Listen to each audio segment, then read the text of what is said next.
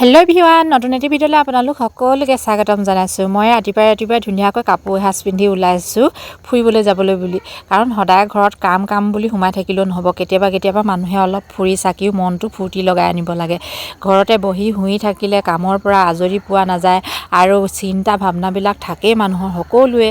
অভাৱ অনাটন এনেকুৱাবিলাকতো থাকেই আমাৰ নিচিনা দুখীয়া মানুহৰ, নহয়নে? তাৰ মাজতে সময় অকণমান উলিয়াই পইচা দুটকামান উলিয়াই ক'ৰবাত ফুৰি আহিবগৈ লাগে, মনটো বহুত ভাল লাগি যায়। সেইটো কাৰণে আজি আহিলোঁ দুলীয়াজান ষ্টেচন পাই গ'লোঁ। দুলীয়াজান ষ্টেচন পায়ে আমি এই টুকটুকিত উঠি ল'লোঁ, কাৰণ টুকটুকিত যাব লাগিব।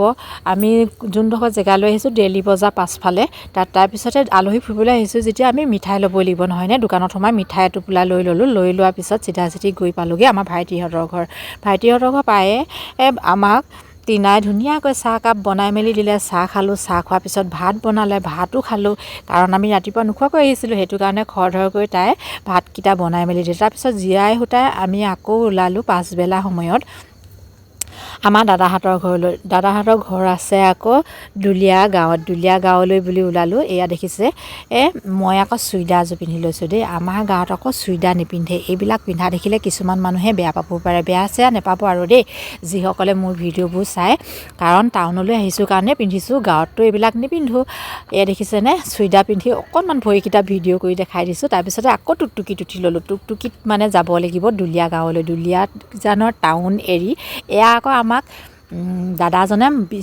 দাদাজনে মানে আমাক মাংস লৈ যাবলৈ ক'লে। তেওঁ পইচাটো গুগল পে' কৰি দি দিলে আৰু মাংস টোপোলাটো আমি লৈ গৈছোঁ, আমি খাবৰ কাৰণে আমিয়ে লৈ গৈছোঁ, কিন্তু পইচাটো দাদাজনে দিলে দেই। আমাৰ দাদাজনৰ ঘৰ আকৌ দুলীয়া গাঁৱৰ ক্লাব ঘৰটো পাছফালে দেই। তাৰপিছত দুলীয়া গাঁও পাই গ'লোঁ। দুলীয়া গাঁও পাই দেখিছোঁনে নবৌৱে কাপোৰ ভৰোৱাই নাছিল। আন্ধাৰ হ'ল, কিন্তু তেওঁ কাপোৰেই ভৰোৱা নাছিল। আমাক দেখি খৰধৰকৈ কাপোৰকেইটা ভৰাইছে। ভৰোৱাৰ পিছত তাৰপিছত তাই আৰু চাহ তাহ বনাই মেলি আমাক চাহ খাবলৈ দিলে আৰু মোকো ইয়াত দেখিছেনে মোৰ ভতিজা ভাল লাগিছে। মই কিন্তু টাইম দিব নোৱাৰোঁ এতিয়া, মই মানে বিশেষ নিউজৰ কামত অলপ ওলাই যাব লগা আছে।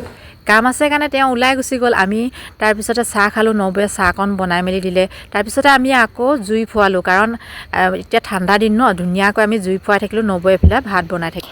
নবৌৱে আকৌ বেলেগ এটা কামত বিজি হৈ থাকিল, সেইটো কাৰণে ভাতখিনি মোকে বাঢ়িবলৈ ক'লে। ময়ো দেখিছানে বাঢ়ি দিলোঁ, কাৰণ এতিয়া চিধা ভাত খাই মেলি আজৰি হৈ নবৌহঁতৰ ঘৰত নাথাকোঁ। এতিয়া যামগৈ আমি ভাইটিহঁতৰ ৰুমলৈ, সিহঁতৰ ঘৰত থাকি মেলি ৰাতিপুৱাতে গুচি যাম ঘৰলৈ। সেইটো কাৰণে আজিয়ে ভিডিঅ'টো এডিট কৰি মেলি আপোনালোকৰ মাজলৈ পঠিয়াই দিলোঁ। আজিনো দুলীয়াজানত দিনটো কেনেকৈ কি কৰি ক'ত কটালোঁ তাকেই আপোনালোকক ভিডিঅ' কৰি দেখাই দিলোঁ দেই। আজিলৈ বাই বাই, নতুন ভিডিঅ'লৈ পুনৰ আহিম।